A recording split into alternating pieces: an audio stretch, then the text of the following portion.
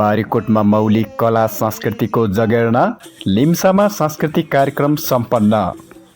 बारीकोट गाउँपालिकामा स्थानीय मौलिक कला र संस्कृतिको संरक्षण गर्ने उद्देश्यले आज एक विशेष सांस्कृतिक कार्यक्रम सम्पन्न भएको छ।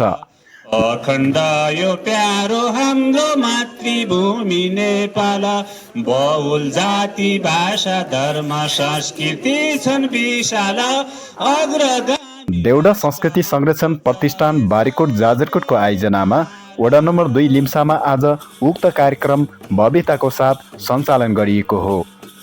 देउडा संस्कृति संरक्षण प्रतिष्ठान बारीकोटका अध्यक्ष करबहादुर सिंहको अध्यक्षतामा सञ्चालित उक्त कार्यक्रममा बारीकोटका विभिन्न टोल र समूहहरूले आफ्नो मौलिक कलाहरू प्रदर्शन गरेका थिए।